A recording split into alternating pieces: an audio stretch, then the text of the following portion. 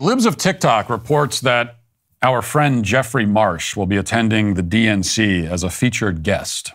And she also posts this video from Marsh's TikTok, not directly related to the DNC, but it does show why it's just insane for this person to be a featured guest anywhere, let alone the convention of a major political party. Let's watch it. Hi, love. Here are 3 ways to disrespect your elders. So if you're dealing with a narcissistic parent or a bullying boss at work, you need to 1, play innocent. There's some sort of secret code or language they're using to try to get you to do what they want. And all you need to do is ask, what do you mean? I don't get it. Could you explain that?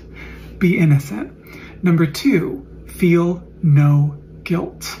Bullies and narcissists use guilt as leverage. And if you refuse to feel guilty, it doesn't matter what you do or what they do or say. And number 3, limit contact. Don't do extra. Don't go above and beyond. Don't show up constantly, consistently, and all the time sacrificing your life for their agenda. So there's your DNC guest of honor. And look, I've already talked about why Jeffrey Marsh is a very disturbing and disturbed person and a bad person in general. And we've gone into that.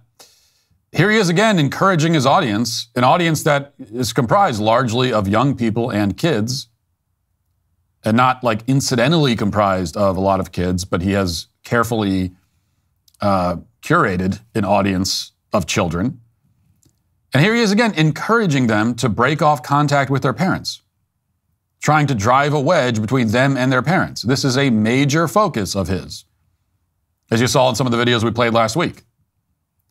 He desperately wants his audience to have a bad relationship with their parents. This is his number one goal in life as an influencer, apparently, is to influence young people to alienate themselves from their parents and from their families.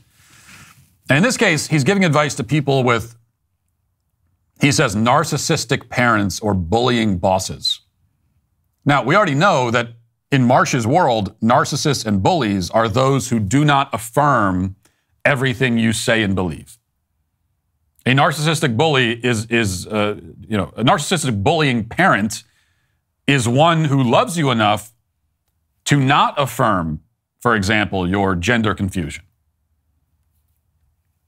So in other words, in his world, narcissistic bullying parents are good, loving parents.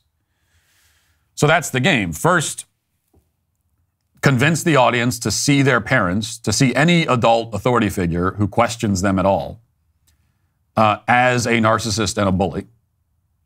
And then he tells you how to deal with narcissists and bullies, and the advice is terrible, even taken at face value. I mean, what is he recommending here? He says that he's saying that you should be passive-aggressive, you should be shameless, and you should limit contact. Notice what he does not recommend. He doesn't recommend that you be forthright, direct, honest. At no point does he want you to actually sit down with your parents and have an honest conversation. And this is, again, many other videos where he says, go no contact, don't communicate. It's a good rule of thumb here. If someone's giving you relationship advice and the first piece of advice is not communicate, then that's someone you shouldn't be listening to. And his first piece of advice is don't communicate. Stop communicating. Because he doesn't want you to go to your mom and say, hey, Mom, I don't understand where you're coming from or why you're treating me this way, and I'd like to talk about it. He doesn't recommend that because he doesn't want to give Mom the chance to say to her kid, no, I'm not trying to bully you. I love you. I'm worried about the direction you're going. I'm worried about these friends that you've fallen in with. I'm worried about you, and I love you. And Jeffrey Marsh doesn't want to give mom the chance to say any of that. And that's all you need to know. Okay, if you're having an issue with a close family member and somebody recommends that you not talk to them first, anyone who actually cares about you and has any wisdom whatsoever,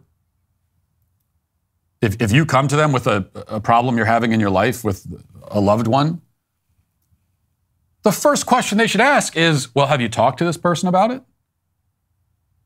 You know, that's the first question I always ask. If anyone ever confides in me about some issue they're having with somebody else in their life, this is what I say to my kids when they come to me and they have an issue with one of their siblings.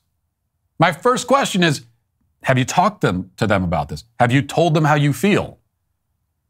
Do they know how you feel?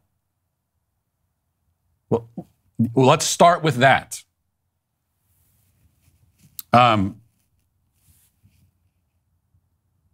Be forthright and direct. Like there's really never a circumstance where it's advised.